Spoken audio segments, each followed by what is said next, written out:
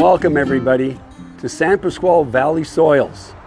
I'm Dr. Craig Kalagi, or better known here as Dr. K, and I'm affiliated as the Business Development and Sustainability Manager for this soils operation, which is an intricate part of our dairy, the Frank Conine Dairy. It was established in 2007, 15 years ago, as an offshoot to what are we going to do with all this cow manure from the dairy.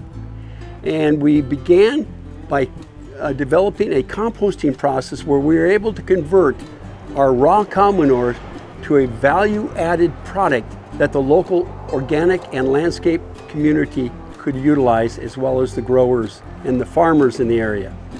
That led to us adding additional products and beginning to recycle landscape disposal material. I call it disposal material or resources because it's not a waste product when you can transform it and add value, and that then can be reutilized to enrich the soil and the health of our environment.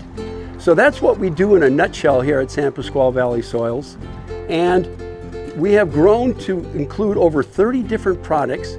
A number of them we are produced right here, and others are brought in to support the landscapers and the agricultural community in terms of managing their land. Now, the process of composting is a rather simple process on the surface, but underlying all of that simplicity is a tremendous amount of biology, chemistry, and physics going on. And if you look behind me, you can see some piles. They're called windrows. And what we do is we'll take the yard landscape materials and we will grind it into smaller particles so that the biology, the microbiology that feeds on the surface of these smaller particles can break it down and start the process of decomposition. We are actually accelerating what nature would do on its own. It's because in the process of decomposing it, not only do we have to add water to the organic material that we've ground, but we have to add oxygen. And we turn the windrows, and in the process of turning it, we not only add oxygen and distribute the moisture, but we distribute the material on the outside and put it back in the middle of the pile, the row. Usually they're about 6 feet tall by 12 feet wide. We put that material back in the center of the row where the heat and the biology are going on. These bacteria will heat up to 160 degrees Fahrenheit. And in the process, these bacteria that are called thermophiles, meaning lovers of heat, will literally degrade the pathogens and destroy the weed seeds in the organic material, making it safe for growers and landscapers to use. And what does that compost do for you? It is a form of carbon that we are then returning back to the soil in the process of applying as a landscape mulch, as an orchard mulch, as a soil amendment. It's ground to a certain size, usually 2 to 3 inches, and then we will screen that additionally to produce a finer material that you normally think of as compost that's usually about 3/8 inch to a 1/2 inch minus. Now, why is particle size so important? Let me show you. These two products are from the same compost pile. One has been screened for smaller particle size and one coarser. The coarser material is typically used as a compost mulch that can retain water, filter out contaminants in the environment, and capture rainwater. So it not only cleans the water in the process of filtering through the coarse material, but it also allows the biology to be fed underneath the compost mulch. The finer material can also be used as a mulch, but more often is used as a soil amendment. And what's the difference in particle size? Why is that important? Because the finer the particle size, the more moisture it holds. This material here, the fine material, will hold 1 cubic foot of this material will hold 4 gallons of water. It will also break down quicker and feed the biology in the soil. Now, when we apply this material to the soil, are we feeding the plant or are we feeding something else? we're actually feeding something else other than the plant. We're feeding the biology, the massive amounts of microorganisms that exist in soil when you give it what it wants. And what that microbiology wants, the bacteria, the fungi, the earthworms, they want this carbon. This is their food source. So if you think of the soil microbiology in earthworms and arthropods and nematodes and all these other organisms that live in the soil food web as livestock, as soil livestock, then you start to better understand how plants get their food after the livestock has fed and consumed this organic material and then die, and in the process of dying release it for the plant to take up through absorption in soil water. So this material has the capability of literally transforming the landscape in ways most people are unaware of. For example, if I can increase by 1% the organic matter with compost in my soil in 1 acre foot, meaning 12 inches down for 1 acre, I increase the water holding capacity of that 1 acre by 20,000 gallons of water. That's how much water holding capacity. Now, is that important in a drought-stricken area like California? Yes. It can save you tremendous amounts of money on your irrigation, and more importantly, what water does fall doesn't run off or infiltrate, but it stays in that soil because this is holding it in like a sponge. So this stuff has this tremendous capability, and because it can hold that water, it also provides the environment for the microbes that need that water to thrive.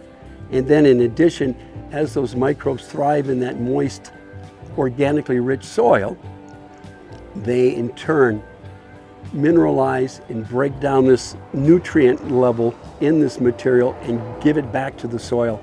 And we call that carbon sequestration, the ability to store carbon in the soil, and much of it's stored, believe it or not, in the soil biology, in the soil food web. Not necessarily as humic acid as we've been taught, or humus, but rather in the very life in the soil. So soil biology has become an extremely important area of research as we start to better understand how we can reverse the trend of volatilizing carbon in the atmosphere and put it back in the soil where it can do some good. So the energy in the soil comes from the living organisms that exist within that soil, and they in turn consume the organic matter and break it down and mineralize it and release it back into the soil where the plant can get access to these nutrients. And this process of cycling carbon and nutrients through the decomposition of organic matter is what feeds that livestock. And when that livestock grows, it also dies, and when it dies, it releases it back to the plant. So these are some of the basic fundamentals of what we call the soil food web, which has become a very active area of research in soil science today. I'd like now to talk a little bit about the benefits of compost when used appropriately and responsibly, and it's produced in a facility that maintains the quality of the material. Not all compost is created equal. Not all organic matter behaves the same way.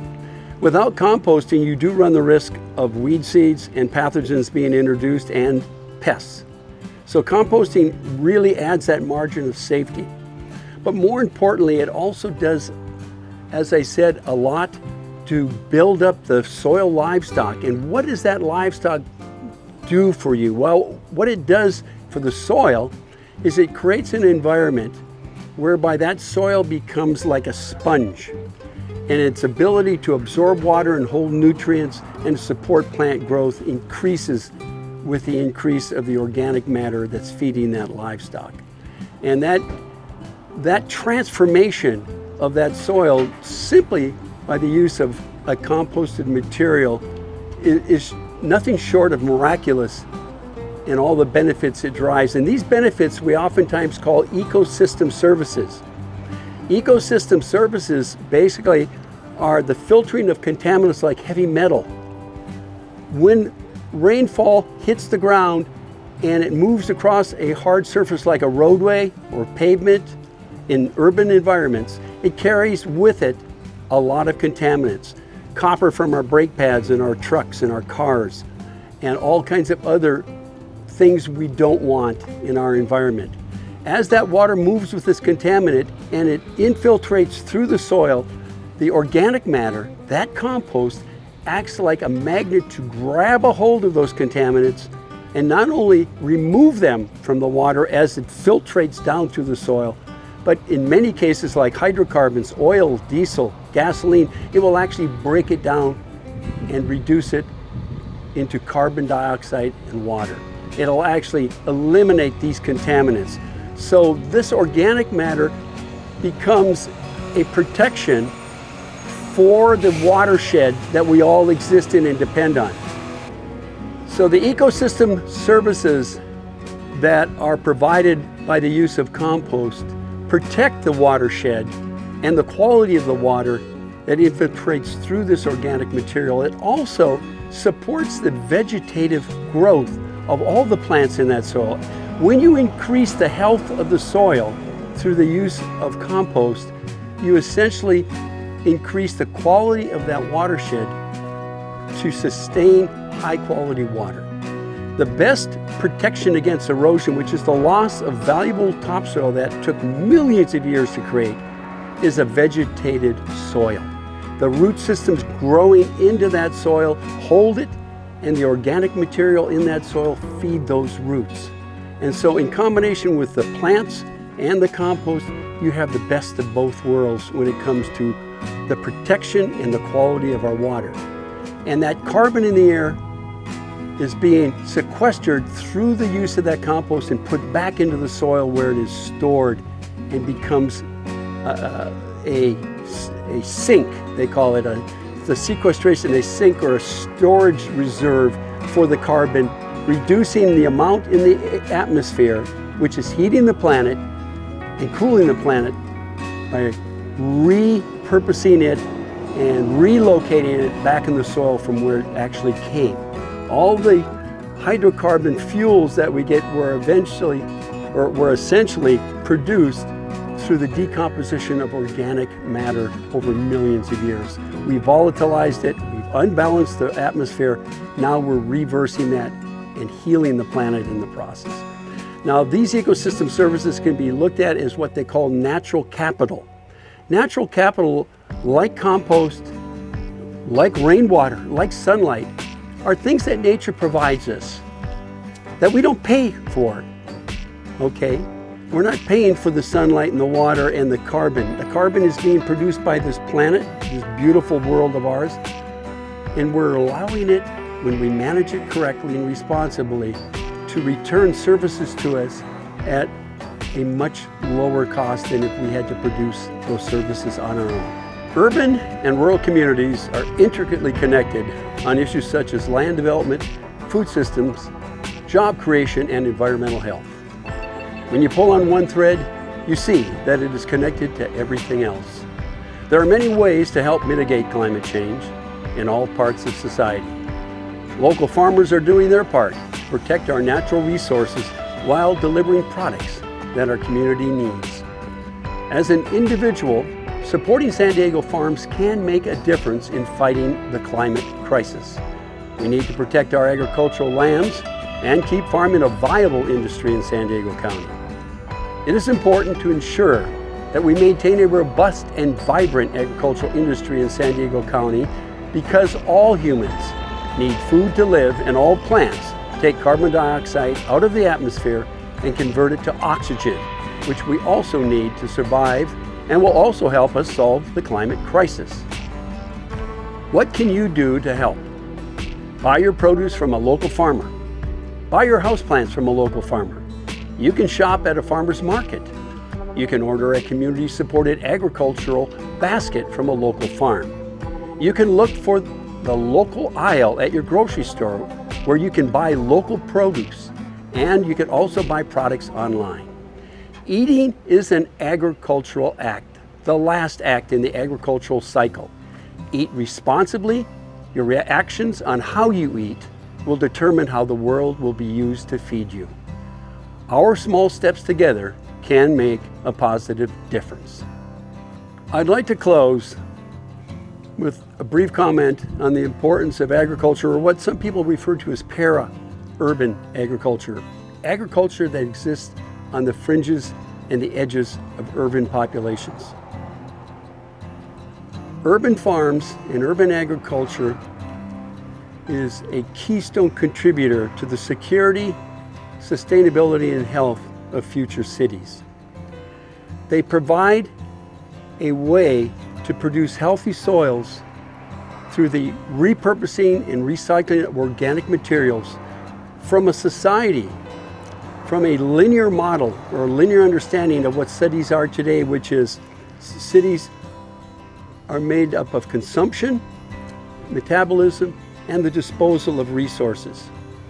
By partnering and integrating agriculture back into our cities, we reverse that trend and we create circular cities that work in harmony with nature. We essentially mimic nature. And that's what agriculture, it's the promise of agriculture, and it's the future of cities when those two come together to work together for a better, healthier, and sustainable future. And when we start to do our planning, our urban planning and our landscaping and our farms become integrated into our urban populations, only then will we really start to embrace and to realize the ecosystem benefits and a healthier future for all of us. Thank you for listening.